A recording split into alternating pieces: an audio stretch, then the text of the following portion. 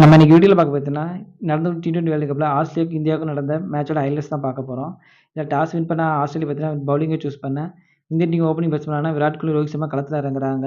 இதில ஆரம்பத்திலே பார்த்தீங்கன்னா, விராட் கோலி பேட் ஆக்சிடென்ட் விட்டு போட்ட பால்ல பவுன்சர்ல பார்த்தீங்கன்னா, டிம் டேவிட்ட கேட்ச் குடுத்து அவுட் ஆகி வெளியே போயிறாரு. அதுக்கப்புறம் கிளம்புன ரோஹித் சர்மா, ரிஷப் பந்த் பார்த்தீங்கன்னா, ரிஷப் பந்த் ஒரு பக்கம் நிதானமா ஆடுனாலும், ரோஹித் சர்மா பார்த்தீங்கன்னா தன்னோட பங்குக்கு அதிரடியா ஆட ஆரம்பிக்கிறாரு. கிட்டத்தட்ட எல்லா பாலையும் பார்த்தீங்கன்னா 6, 4மா அதனோட அதிரடிய காட்டுறாரு.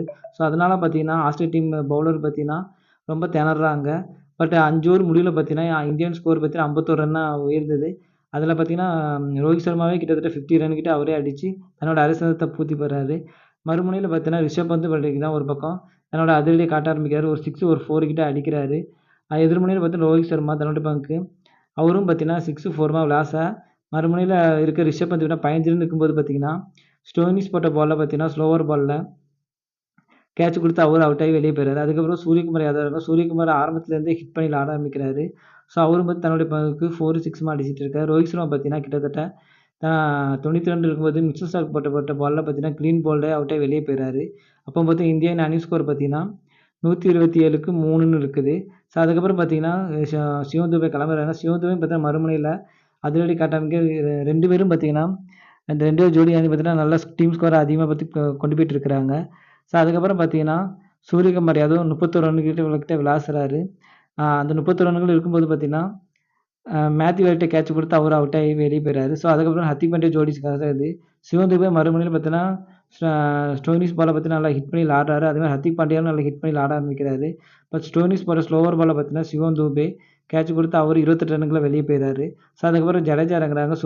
ஹர்திக் பாண்டியா ஒரு பக்கம் பார்த்தீங்கன்னா, கிட்டத்தட்ட 2 6, ஒரு 4 அடிச்சு ஆ மறு 26 ரன் அடிக்கிறாரு. ஜடேஜா இறங்குனாரு பார்த்தீங்கன்னா, லாஸ்ட் ஓவர்ல பார்த்தீங்கன்னா, ஒரு 6 அடிக்கிறாரு. அவரும் பார்த்தீங்கன்னா, கிட்டத்தட்ட 8 ரன் கிட்ட 9 ரன் கிட்ட பதிவு பண்றாரு. இந்த 20 ஓவர் முடிவுல பார்த்தீங்கன்னா, இந்தியன் அணி ஸ்கோர் பார்த்தீங்கன்னா 205க்கு 5ன்னு இருக்கிறாங்க. 200 ரன்கள் வந்து வெற்றின்னு இலக்குன்னு கிளம்புற டேவிட் வார்னர் பார்த்தீங்கன்னா, ஆஸ்திரேலியாவை சேர்ந்த டேவிட் வார்னர் ஆரம்பத்திலே பார்த்தீங்கன்னா 6 ரன்கள் இருக்கும்போது பார்த்தீங்கன்னா, அஸ்வினி கிஷனோட பால்ல பார்த்தீங்கன்னா, அக்ஸர் பட்டேல்ல கேட்ச் குடுத்து அவுட் ஆகி வெளியே போயிறாரு. அதுக்கப்புறம் களமிறங்குன மிச்சல் மார்ஷ், டிராவிஸ் ஹெட் ஜோடி பார்த்தீங்கன்னா, ஆரம்பத்திலேருந்து அதிரடியா ஆட ஆரம்பிக்கிறாங்க. அதேமாதிரி மார்ஷும் பார்த்தீங்கன்னா, தன்னுடைய அதிரடிய காட்ட ஆரம்பிக்கிறாரு. டிராவிஸ் ஹெட் ஆரம்பத்தில பதுங்குனாலும், அதுக்கப்புறம் பார்த்தீங்கன்னா, அவரும் தன்னோட பங்குக்கு அதிரடியா ஆட ஆரம்பிக்கிறாரு. மிச்சல் மார்ஷ் பார்த்தீங்கன்னா, கிட்டத்தட்ட இந்திய அணி பவுலர்கள நல்லா விளாசுறாரு. ஸோ, அதுக்கப்புறம் டிராவிஸ் ஹெட் பார்த்தீங்கன்னா, தன்னோட பங்குக்கு பார்த்தீங்கன்னா, அ ஹர்திக் பாண்டியா ஓவர பார்த்தீங்கன்னா, ரன்ஸ்ல 6ம் 4மா அடிக்கிறாரு. ஸோ, அதுக்கப்புறம் பார்த்தீங்கன்னா, மிச்சல் மார்ஷ் 37 ரன்கள் இருக்கும்போது குல்தீப் யாதவ் போட்ட பால்ல பார்த்தீங்கன்னா, அக்ஸர் பட்டேல்ட்ட கேட்ச் குடுத்து அவுட் ஆகி வெளியே போயிறாரு. ஸோ, அதுக்கப்புறம் பார்த்தீங்கன்னா, மேக்ஸ்வெல் களமிறங்குறாரு.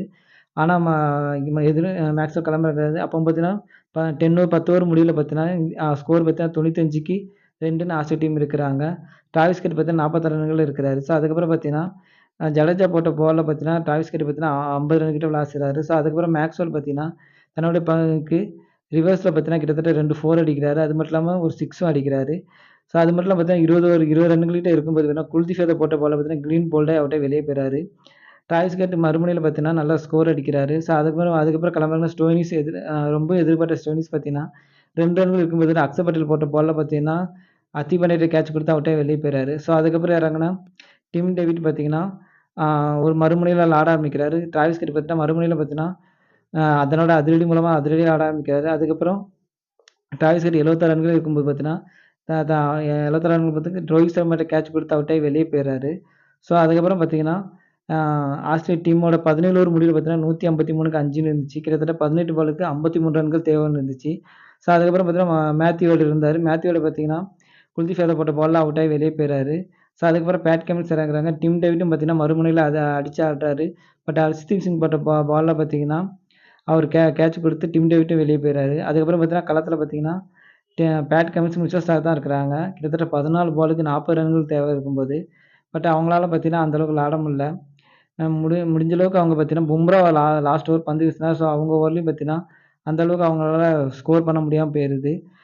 ஸ்டார்க் பார்த்தீங்கன்னா, கிட்டத்தட்ட 3 ரன் கிட்ட விளாசுறாரு. பேட் கமின்ஸ் சொன்னா 11 ரன்கள் கிட்ட விளாசியிருக்கிறாரு.